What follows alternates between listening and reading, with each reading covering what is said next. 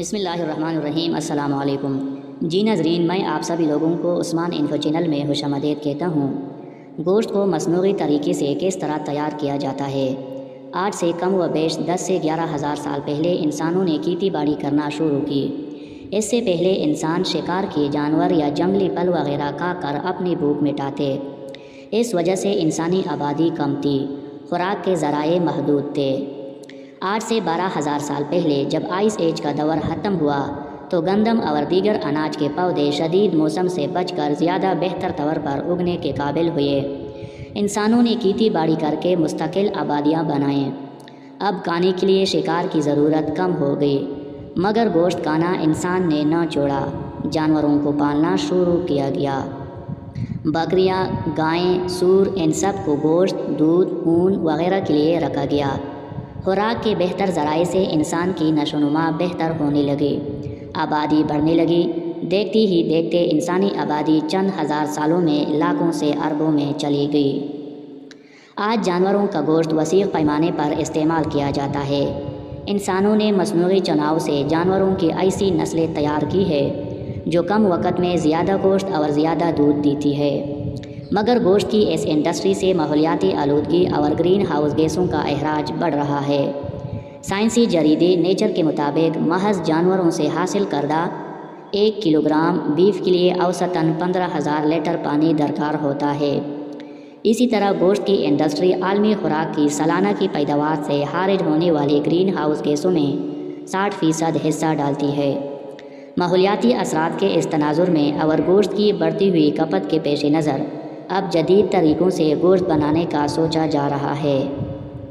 اس سلسلے میں سب سے اہم پیش رفت لیبارٹری میں تیار کردہ گوشت کے حوالے سے ہیں۔ اسے عرف عام میں لیب گراؤنڈ میٹ یا مصنوعی گوشت بھی کہا جاتا ہے۔ ہم جیسے گوشت کہتے ہیں وہ دراصل جانور کے پٹے ہوتے ہیں۔ اس میں مسل، ٹیشوز اور چربی ہوتی ہے۔ مصنوعی گوشت کی تیاری کے عمل میں جانور کو مارے بغیر اس کے کچھ خلیے پٹڑی ڈش میں نکال کر انہیں خاص خلات اور خوراک مہیا کی جاتی ہے، جس سے وہ بڑھتے ہیں اور کچھ وقت میں گوشت کا ٹکڑا بن جاتا ہے۔ اس طرح کے مصنوعی گوشت کا تصور 21ویں صدی کے اوائل میں پیش کیا گیا۔ اس طرح سے لیبارٹری میں گوشت بنانے کے اور اس کے ذائقے کا موازنہ جانوروں سے حاصل کیے گئے گوشت سے کیا گیا۔ پہلے تجربوں میں اسے بنانا بہت مشکل اور مہنگا تھا۔ لیب میں بنایا گیا 1 پاؤنڈ گوشت کی قیمت $3,30,000 تھا، مگر وقت کے ساتھ ساتھ ٹیکنالوجی میں بہتری کے باعث اسے بنانا سستا ہو گیا۔ آج اس کی قیمت تقریباً $7 سے $8 فی پاؤنڈ تک پہنچ چکی ہے۔ بہت سی نئی کمپنیاں آج اس طرح سے بنے مصنوعی گوشت کو سستا سے سستا اور کھانے کے لیے محفوظ بنا کر مارکیٹوں میں لانے کی کوشش میں ہیں۔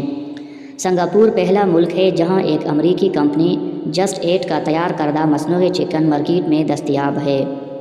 دیگر ممالک بھی عنقریب اس روش کو اپنائیں گے۔ مصنوعی گوشت کی پیداوار سے ماحول پر برے اثرات کو کم کیا جا سکتا ہے کہ یہ طریقہ کار مؤثر ہے اور اس میں وسائل کا استعمال روایتی گوشت حاصل کرنے کے طریقے سے کم ہے۔